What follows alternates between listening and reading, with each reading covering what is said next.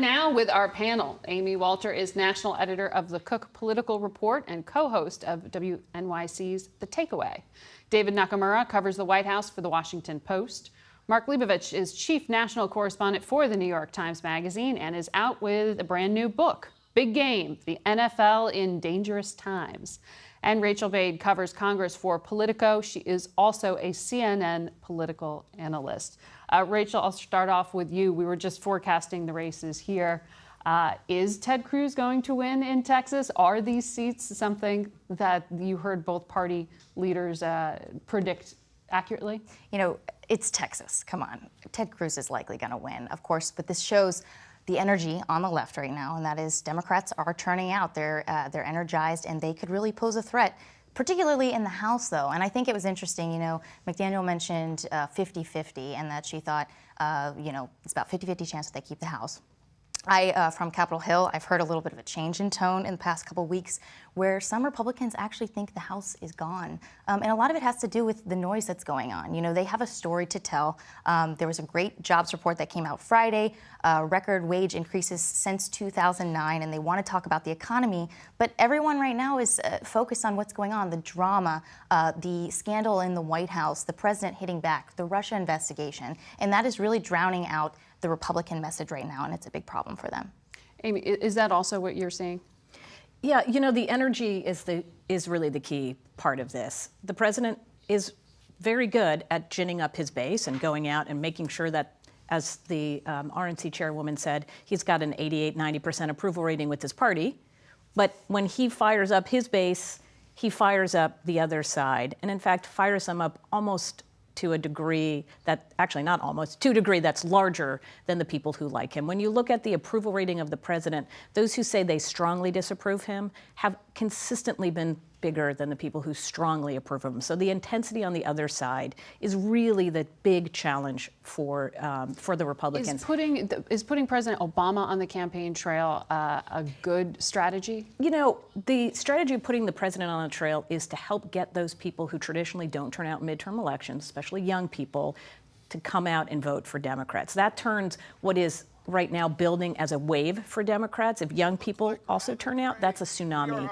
The other thing that I think is fascinating about watching this president with President Obama, both of them are trying to do the thing that is very difficult for presidents to do in a midterm, which is to say, I want that coalition that turned out for me in the presidential year. In Obama's case, young people, people of color. In Trump's case, the rural, small-town America. I know you came out and voted for me, but now you got to come out and vote for these members of Congress, right?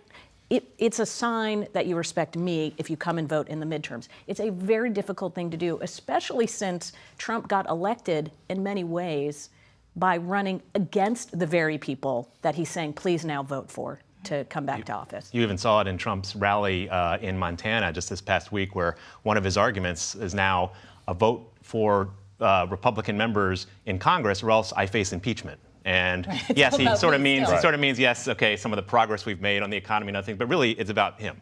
Right. I mean, I do think there are 2 points. One is, I mean, we've seen over and over again in these special elections that support for President Trump doesn't necessarily translate into turnout for Republicans down ballot. But also, I mean, yes, his support among Republicans is sky high, but the Republican Party has shrunk considerably since he has taken office. I mean, these numbers, I mean, many of them are in that 55-60% range of disapproval.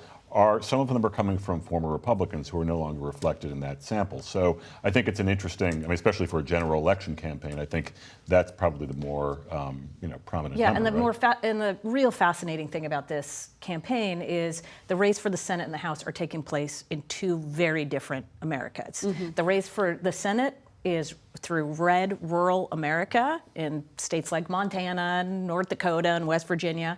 The battle for the House runs through suburban America. And in one part of America, they really like Trump. In the other part, they really don't. He's been campaigning right now, just North Dakota and Montana just this past week. Mark, I want to ask you, to Rachel's point, some of the scandal in Washington sometimes overshadows the messaging that the parties would rather have heard. With the decision for the vice president, for cabinet members to come out this week against an anonymous, self-described Trump administration official and Bob Woodward, did they elevate the story and make the problem bigger, or did they help themselves by engaging like this? I think they elevated it. I don't think there's any question they elevated it because, first of all, the number of days between now and the election in which, the core story about the economy, which is what Republicans clearly want to be talking about, is not being told. I mean, this is another basically wasted week if you want to keep it neutral here. So, no, I mean, I don't know if they could have ignored it. I mean, I don't know if they had a choice here, but we've seen over and over again that this White House has a knack for drumming up news that has nothing to do with the economy, nothing to do with things that the Republicans would rather they talk about. Speaking of that op-ed, it feels like at least Republicans on Capitol Hill feel like this was totally counterproductive.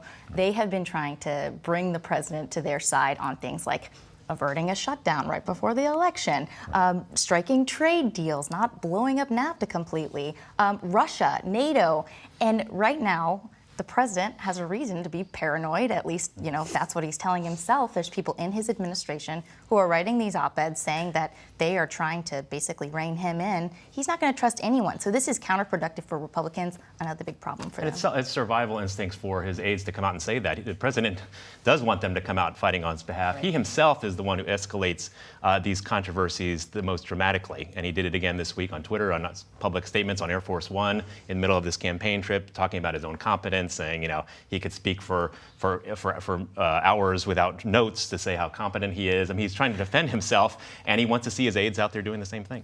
David, you had some unusual warnings from the White House, from the State Department, elsewhere about what would happen in Syria if you saw this offensive in Idlib. We know the bombing is underway. It seems those warnings are being dismissed by Russia and the Assad regime.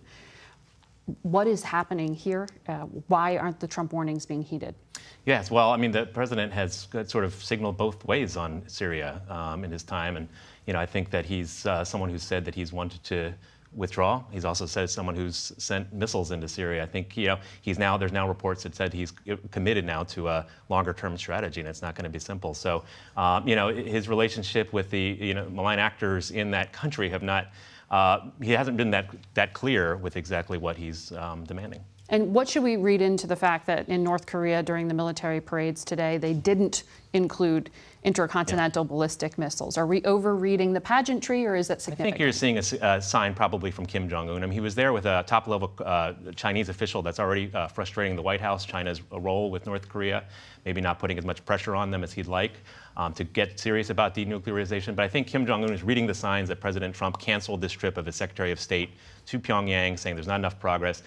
They don't want to inflame him unnecessarily. So I think it is a sign that Kim is trying to put these things back on track. However, I think analysts are right to say that we haven't seen any real progress on the denuclearization. And the more time goes by, U.S. intelligence agencies are saying North Korea is not denuclearizing. They're not ramping it down. In fact, behind the scenes, they're taking efforts to conceal what they have and continue to move forward with the program.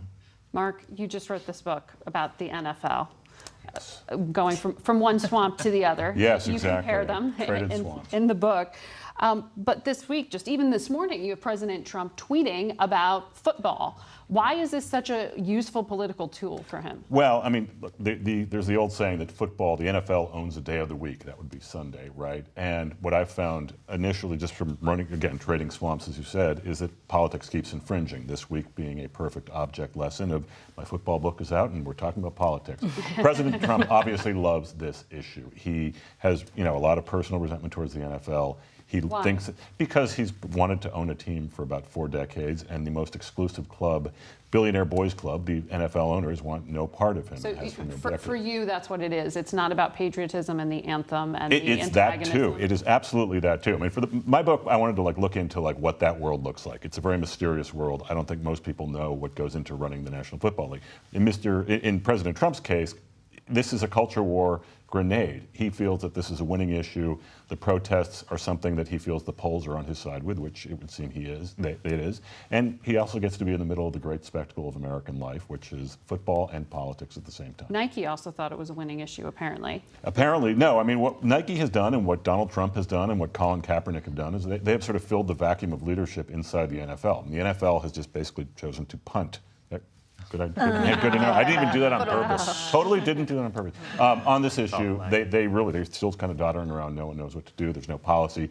And so you have these other entities filling the vacuum. Rachel, who was the 2020 candidate trying out in these Kavanaugh hearings this week? Who? Which one?